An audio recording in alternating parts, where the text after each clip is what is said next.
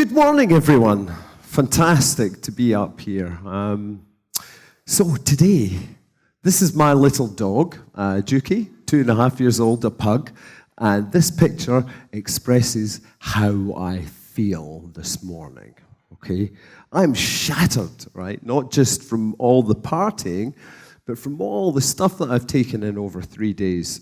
When I first started with this, you know, it's like, this is basically, the first time I came to the conference here, the thing that I found at the end of the trip was people getting on the bus saying, man, I need a fucking holiday after this conference to recover. So it's good. It's work hard and party hard. A few of the speakers were kind of bricking themselves because they thought that I was going to completely rip them all to shreds. And I did, and I got those materials.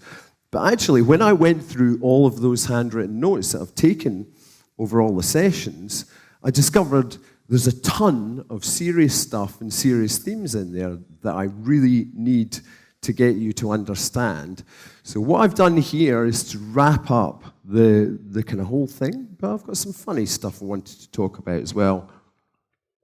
We originally spoke about this at Conversion Hotel because Pep gets really annoyed when people mispronounce his name. Like, I get it too. People call me Craig or Greg and stuff like that. And it's mildly annoying. But the thing we said about Pep was, look, here are all these kind of different words, right, that are not actually his name, right? Pap, you know, he gets called Pap, Pape. And also, there's an Estonian advert for Rimi that goes beep, beep. And these are all not the right pronunciations of his name, right? So the most recent one that I've heard, though, is Pip. Fucking Pip. How do you take P-E-P and pronounce that as Pip, right? So know your world CRO dudes from your Dickens novel characters. But here's the problem. There are just too many fucking vowels in Estonian. Look, when you got shit like this is far too fucking long. There's a simple answer. Pep needs to lose a vowel. Or we could go down the Prince route, right? How about that? Pep, the artist formerly known as Peep, okay? So there is only one solution. The problem isn't that people are mispronouncing it. The problem is it's got too many fucking vowels, okay? Problem solved today. So, the outline. First thing is, I love you, Estonia. I have fallen in love with this country 4 years ago. I've been coming here ever since. I've been here about 12 times so far. I love the place, I love the people, I love the countryside, and I love this conference, and I'm going to keep coming back to it. So, what I'm going to cover today is a roundup of the key insights, kind of what you should go away and work on. What are the big themes that the speakers have come out with? What are the real crux issues at the heart of this work? You know, there's a lot of tactical stuff, but there's some really important strategic stuff that you should have learned over the last couple of days. And I also want to give you free access to a CRO tool that me and Pieter have been working on. I'll tell you a little bit about that. The first thing about this is I've been doing this shit for 15 years now, and it's still really fucking hard, right? People say to me, why is this so fucking hard? I just laugh at them. That's part of the attraction. If you want a really fucking boring, easy job, go work in a supermarket, right? If you want an easy job, do not work in CRO. It's really hard. The clients are hard. The work is hard. You want to give up. You feel like the whole world is against you. Changing the culture is hard. Getting the analytics stuff in is hard. Running the tests is hard. Get fucking used to it. It isn't easy, but that's why it's immensely rewarding. If golf or snooker or running or any of these sports or things that you need skill and time to acquire were really simple, then everybody would be really fucking good at them. So this isn't a downside, it's an opportunity, and it's why I love this work, because it's like a game of chess. Every engagement is completely unique, and that's why I love it. It's never the same twice. But the thing that stays always the same, and it was the same in the year 2000, it is as it is in 2016. Where is the action? It's not in your head. It's not in your colleague's head. It's not in the CEO's head. It's in that boundary layer between the mind of the customer and the prospect and how your product works for them. And that's where all the action is. Isn't in bullshit meetings or, reports or fucking dashboards. That's where it is. Go looking for your answers there because that's where you will always find them. Second thing, humility and ignorance. And Paul talked about this. I mean, I think you really have to have balls to stand up on stage and say, I find presenting scary. I still do. Every time I get up on stage, part of me, before I got up on stage right now, wanted to run down to the beach, strip off, swim about a mile out, and hope nobody could come and get me, okay? But I still get up on stage and do it anyway. It's feel the fear and do it anyway. It gets me ready. But it's really important for him exposing this because the best optimizers show humility and empathy. The optimizers that go around say, I know how to do this, I know how to do that, I'm fucking great, I'm a world CRO expert. It's bullshit. So one of the most important traits that tells me someone's a good optimizer is they say a lot. I don't know, but we can find out. I don't know, but we can run a test. I don't know, but we can ask the fucking customers. Everybody thinks they know the answer, but it's good to admit that you don't know. And the important thing here is it's about acquiring a better quality of ignorance. So, let me explain. Imagine I've got a torch and I shine it round myself and I can see a circle, right? That is what I know right now. And all the dark area outside that is stuff that I don't know, okay, that I'm ignorant of. But if I shine my torch further out, I can now see into that area that I'm ignorant of. What I'm doing is by exploring stuff that I don't know, I'm acquiring a better quality of ignorance. I actually know a bit more about something that I don't know about. But as that circle widens of stuff that you're exposing yourself to, you find out, oh shit, actually, we know even less than we thought we knew before. And this is the problem. If you always stay inside that little circle and say, that's what we know, that's what we stick to, then you will never optimize. A little bit of word on best practice bullshit, okay? Know the difference. Famous TV star, local bus driver, okay? One's into crystal meth, the other one is not doing crystal meth with the school kids every day. The whole point is your customers are not the same, the site is not the same, your advertising and traffic aren't the same, your UX isn't the same. You can't take stuff from a test you've seen online and hope it will work perfectly. It's good to give you suggestions to inform your approach, but there are some obvious best practices, but they're usually in the category of shit that is broken or duh, go and fix it. There's some very good articles here, a couple from Conversion XL that go into this. You should read them. Very, very good. But stop reading best practice bullshit. There isn't really best practice. The foundations of data. Yosha talked about this. And this is really fundamental. If you get this stuff wrong, then all of the other stuff is gone. Your A/B testing, your reports, your dashboards, all of it is bullshit if the collection is bullshit.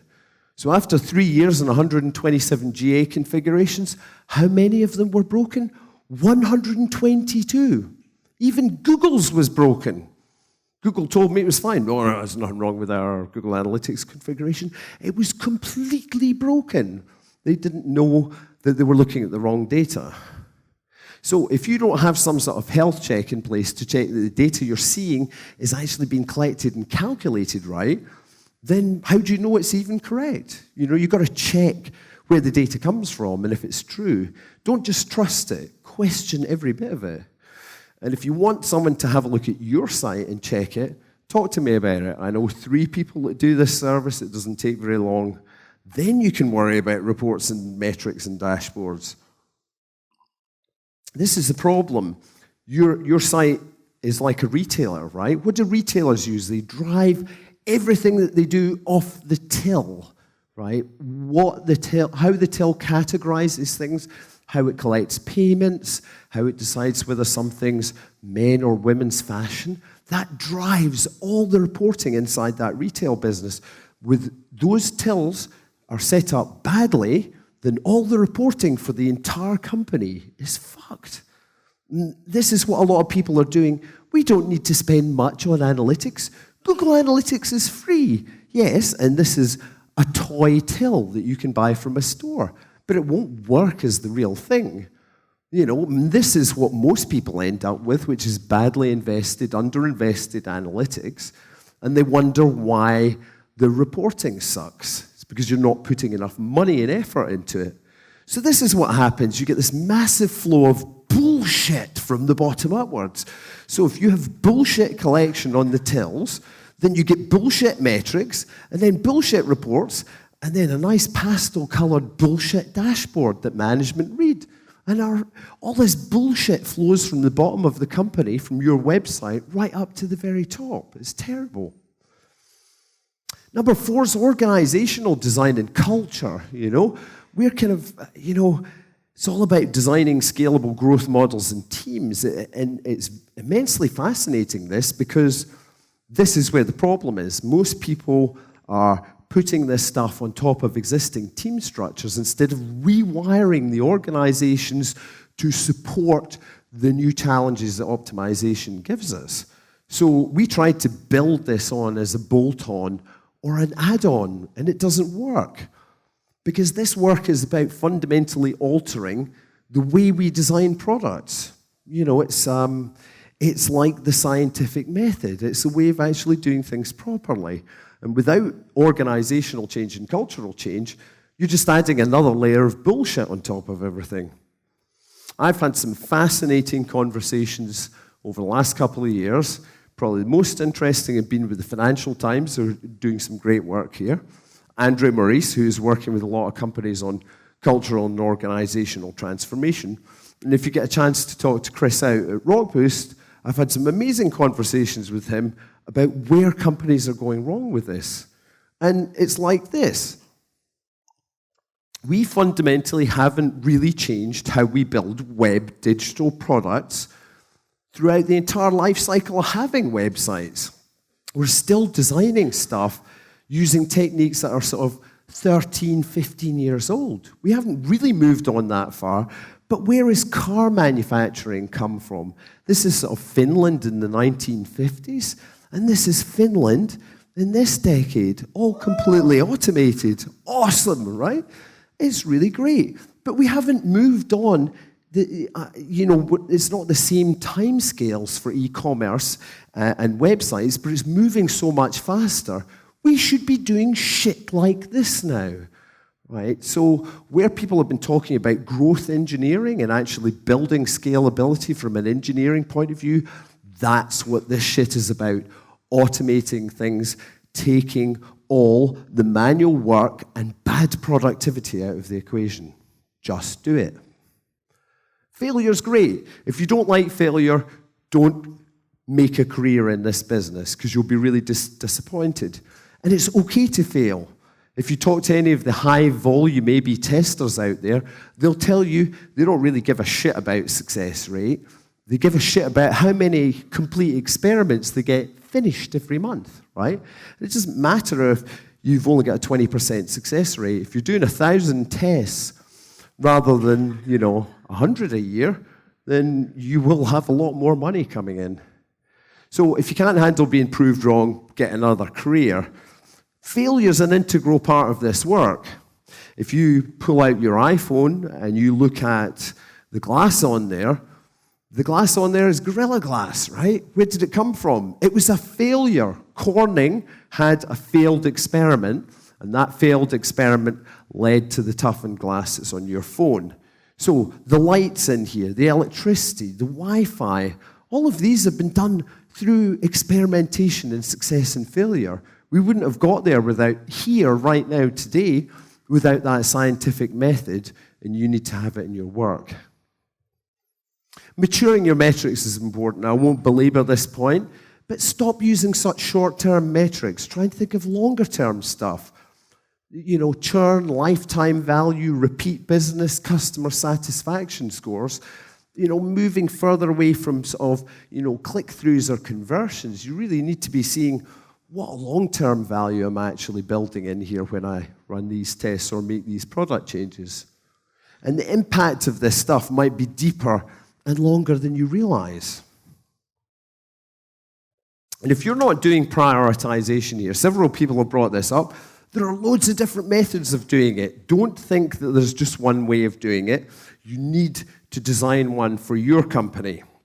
And all my clients have different systems. They're all subtly different, but there's always one thing that's in there.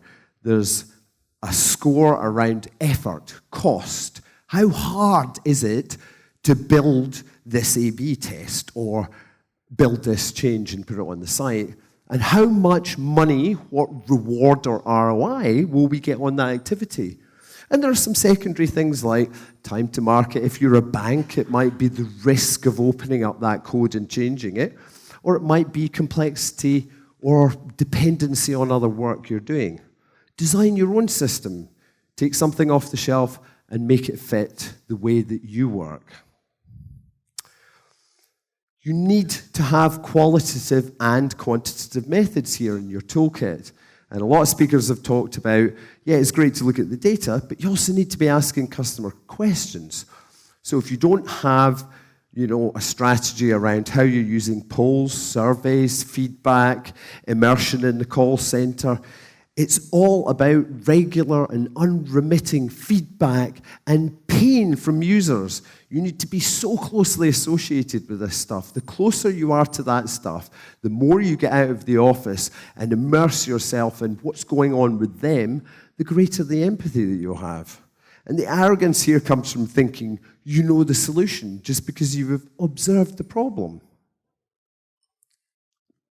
Now, Andre talked about usability versus motivation, right? And he said, okay, the usability stuff, when we fix it, gets this sort of return, and improving the motivation does this. But there's actually a third class of stuff, which is shit that's fucking broken, that no one's noticed, okay? And I'm sorry, but that has an even higher return than the motivational stuff. If people can't get in your store, or they can't go to the tills, or you don't accept their cards, they're going to complain. But if that stuff is on your site, you may not even know it's broken. You may not have checked it. So fixing that stuff is pretty important. Here's an example of some bugs we found in key device experiences on the site. So there was a clothing brand that was losing £1 million a month from 2 bugs. Only 2 bugs. They just didn't know they existed. A travel site, $2 million a month. Telecoms operator, $1.5 million a month, and so on.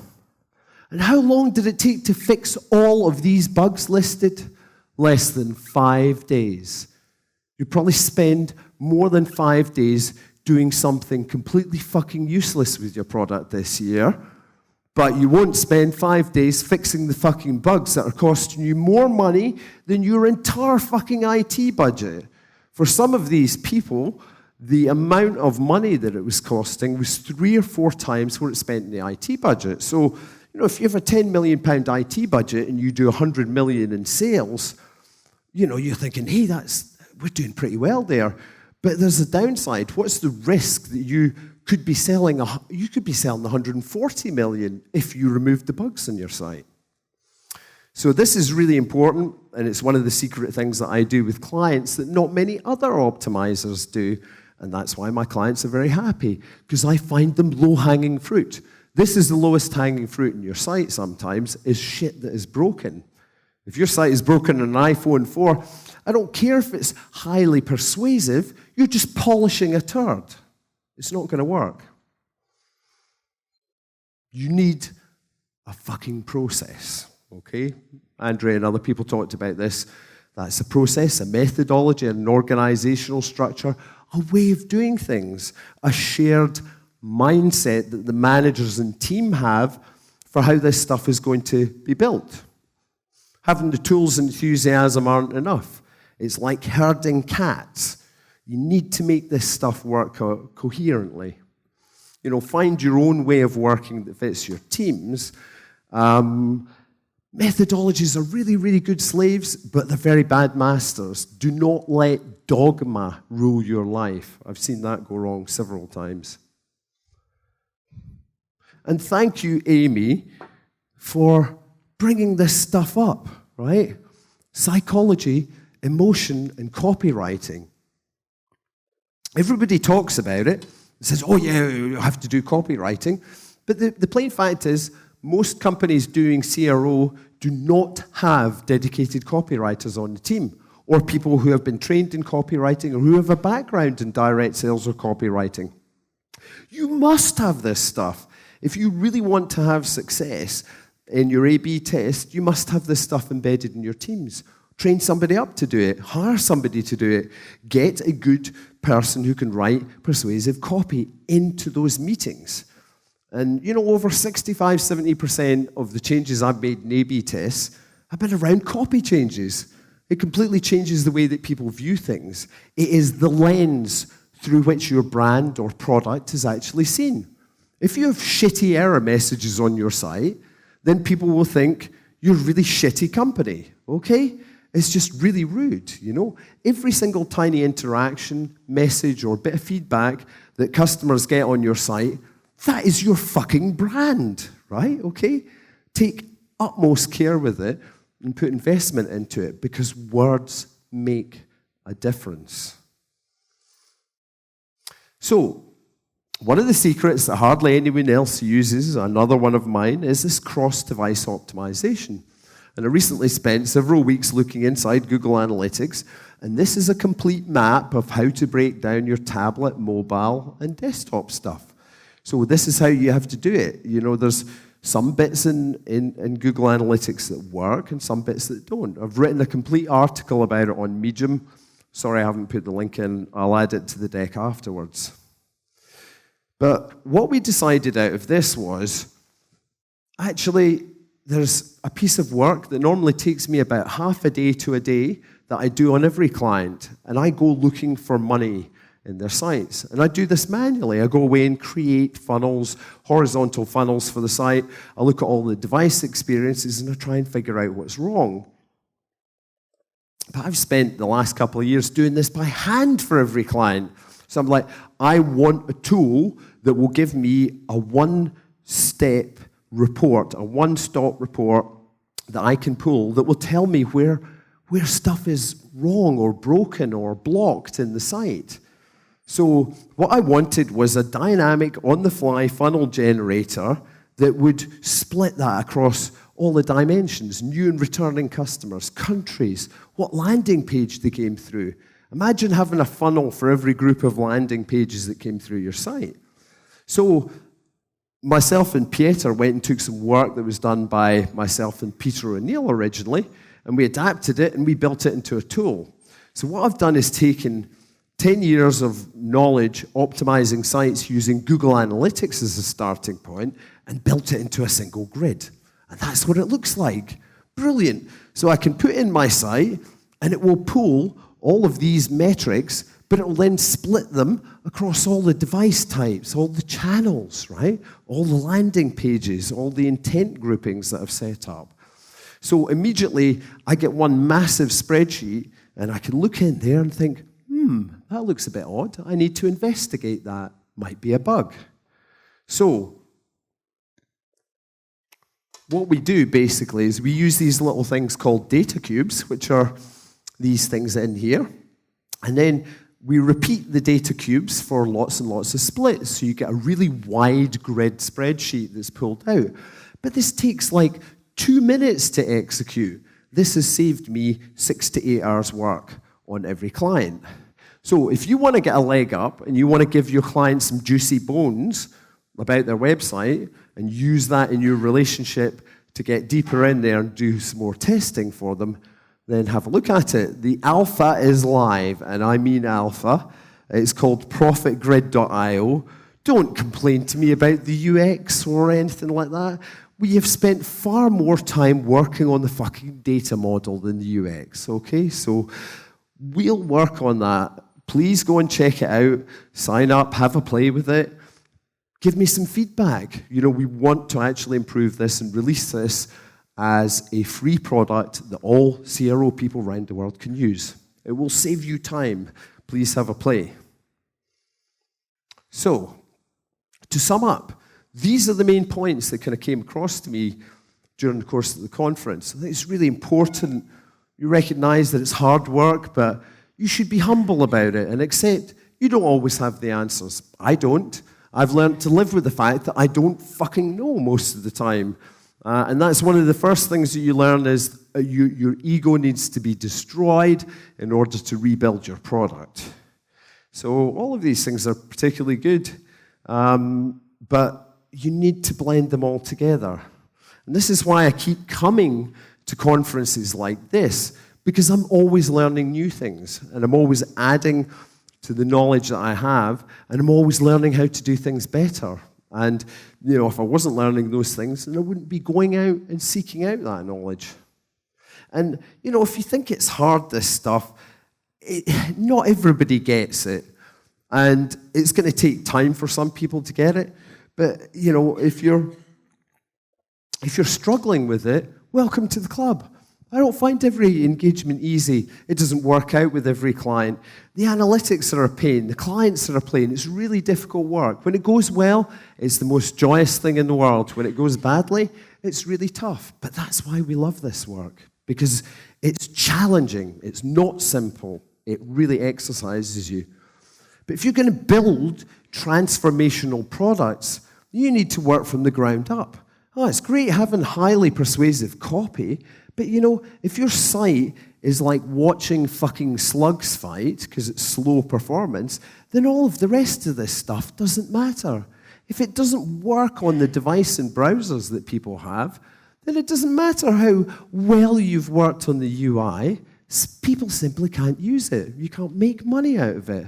So this is the hierarchy of needs for transformational product design. Make sure you do stuff in the right order. Don't polish a turd. And this is a quote from Mikael Ogard, who says, you can't go to a page and say, I think we should do this, I think we should do that, because it's a problem you don't understand. You can't just look at a page and say, I know what to do, or we should do this. You need to understand the problem before you can solve it. Otherwise, you're just doing bullshit guessing with a crystal ball. This is the way most marketing has been done up to now. We need to change that and replace it with the scientific method. And you have to accept you're winging it a little bit. We all wing it a little bit. Things go right, things go wrong. It's okay to do that. You're putting your faith in the hands of a higher power here, because the first step in admitting you're a guessaholic is in admitting you have a problem, that you spend too much time fucking guessing and not finding out. So what you've learned from the last couple of days is how to solve that problem. Get on the 12-step program for CRO. Thank you very much, and go forth and optimize.